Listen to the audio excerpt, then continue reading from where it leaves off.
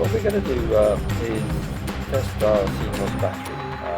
If you ever suspect your BIOS settings are being lost, it could be due to the CMOS battery not being able to provide the correct voltage to the chip. So as you can see, the BIOS battery here is this unit here.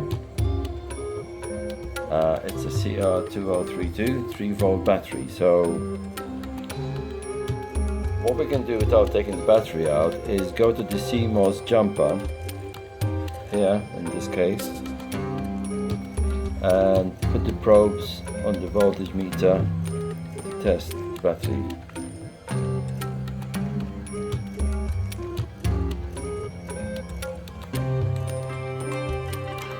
As you can see, the battery reading is very low.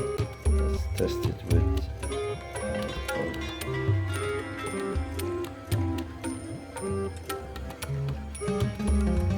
it's reading 2.2 volts. And that should be 3-volt battery. So what we can do is remove the battery. That's very easy to do. Just push the clip there and it should pop up. This is a very old motherboard, so I don't think the battery will have that much voltage left.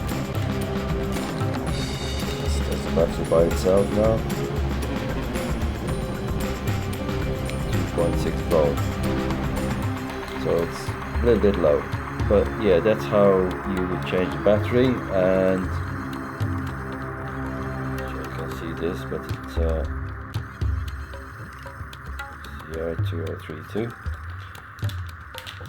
You may get a different type of battery in some motherboards, but most of them are this type. These kind of batteries usually last between 5 and 10 years, and they're easy to replace. So all you do is just pop it in there like that and press it down. There you go.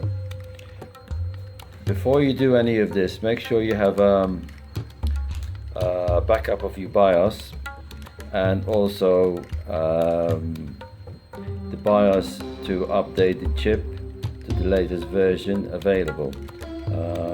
This, when you take the battery out, your setting may get may get messed up a bit. So be ready for that. Hopefully it should go okay. It's very easy to do, changing the battery. One thing I'm going to show you here is this little unit here, which is the buzzer. On this motherboard it comes built in. A lot of the new motherboards, they don't even give you a buzzer anymore. And what you could do is unsolder this if you're handy with the solder iron. It's only got two pins which are here. If you unsolder it from there and pull it out, and that is equivalent of a 3-pin connector, like 1, 2, 3, the same size as those, 1, 2, 3.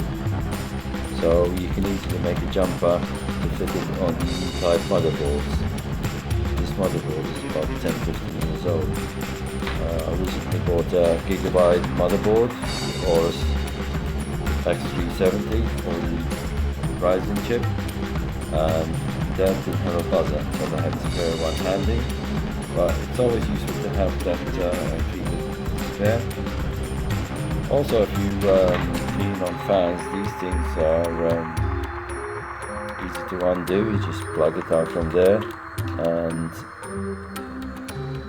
you can undo the CPU cooler quite easily.